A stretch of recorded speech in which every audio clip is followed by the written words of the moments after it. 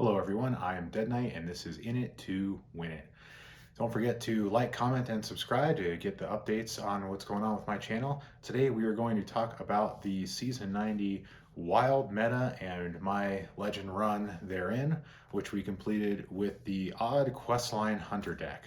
So before we get into that, we need to have a quick discussion about just how obnoxious and terrible the Wild meta is.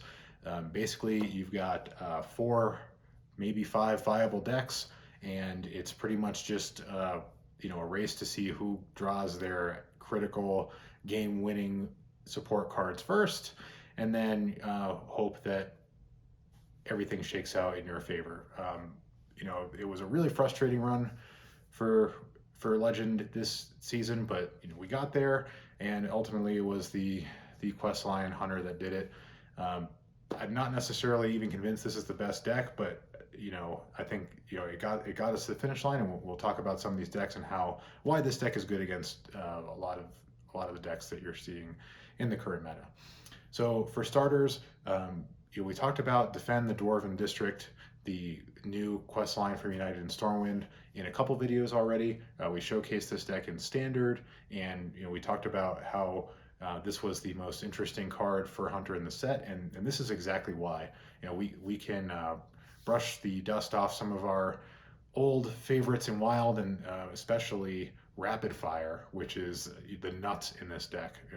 Getting Rapid Fire in the first two turns is very difficult to lose if you have that. So you got some old spell favorites on the Hunt, which is just a patently worse version of the Forge in the Baron's card Wound Prey.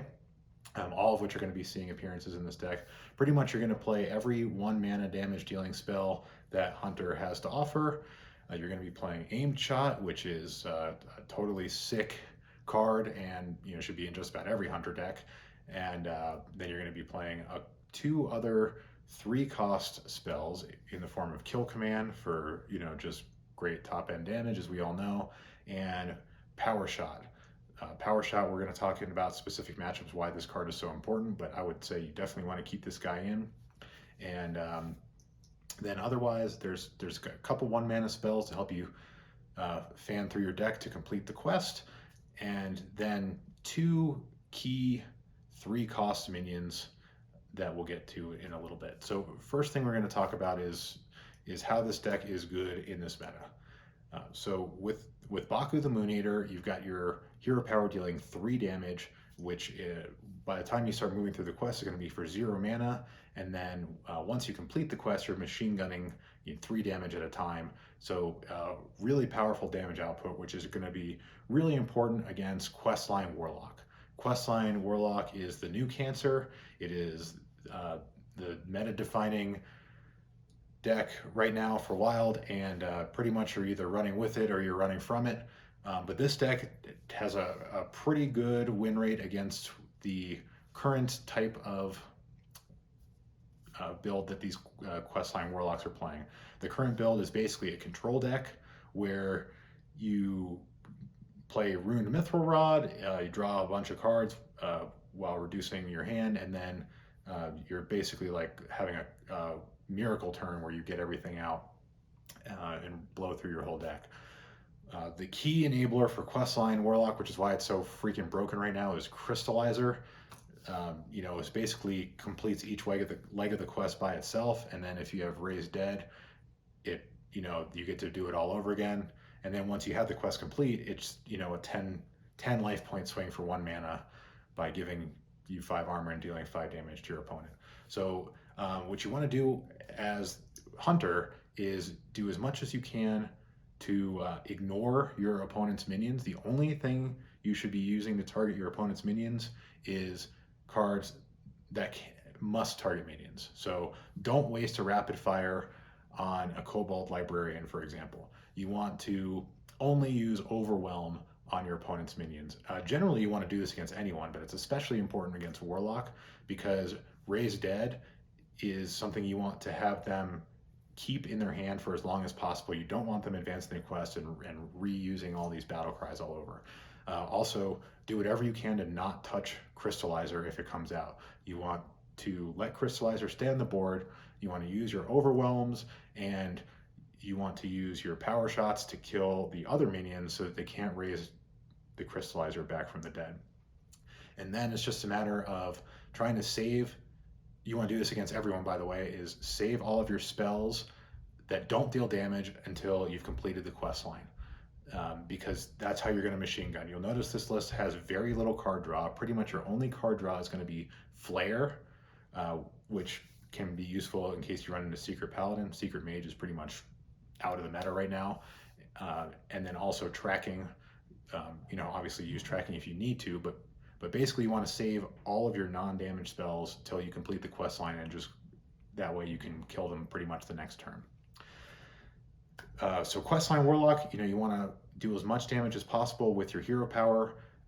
You want to only target minions when you absolutely must, and just go face to keep pressure on them so that they can't just lose health whenever they want.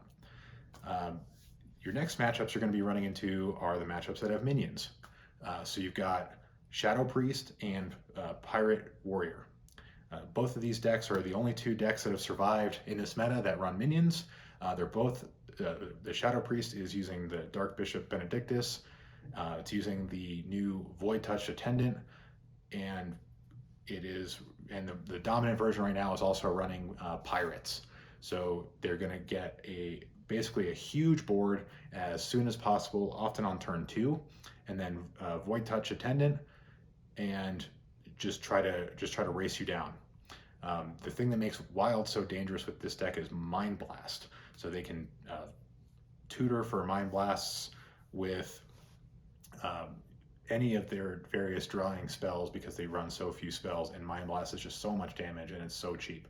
So the key for beating Shadow Priest, and it's the same thing that goes for Pirate Warrior, is just mulligan for all those early damage spells.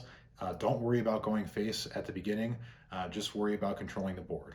Pretty much the only time you want to go face is if you killed off a minion with aim shot and you've got bonus damage and you don't want to spend too much overkill on a one attack minion, then you go face. Otherwise, just deal with the board for both warrior and priest. Use your spells wisely to take out the board, and eventually you'll be able to race them down with your machine gun once you complete the quest. But the reason why this deck is excelling in this meta right now is because it is so good at clearing the board on the first 3 turns. So both those decks, Pirate Warrior and Shadow Priest, thrive by getting unbeatable boards by turn 2. They're unbeatable for most decks, but not this one. That's why it's so good. So that's why I ended up winning in this instead of with Questline Warlock, which is what everybody else is using, because this deck does really well against those top 3.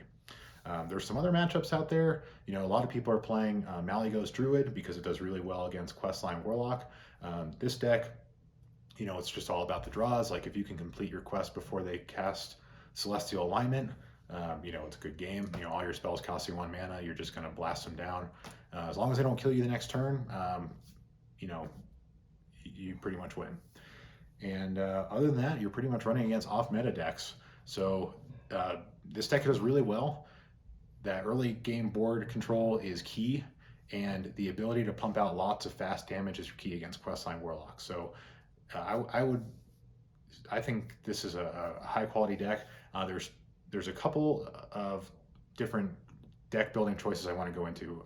Firstly, if you have Auctionmaster Beardo from Mean Streets of Gadgetzan, this guy is a sleeper baller card in this deck. So as a 3/4 for 3, it basically gives you your quest reward early, because whenever you play a spell, it refreshes your hero power. So if you've already moved the quest to phase 3, where your hero power costs 0, then if you play this guy, it's like playing your quest reward except for 2 mana cheaper. So you can jump out ahead of the mirror match if you get your Auctionmaster Beardo out, and you can just put out tons of surprise damage and really just jump ahead of the board before your opponent can react with this guy.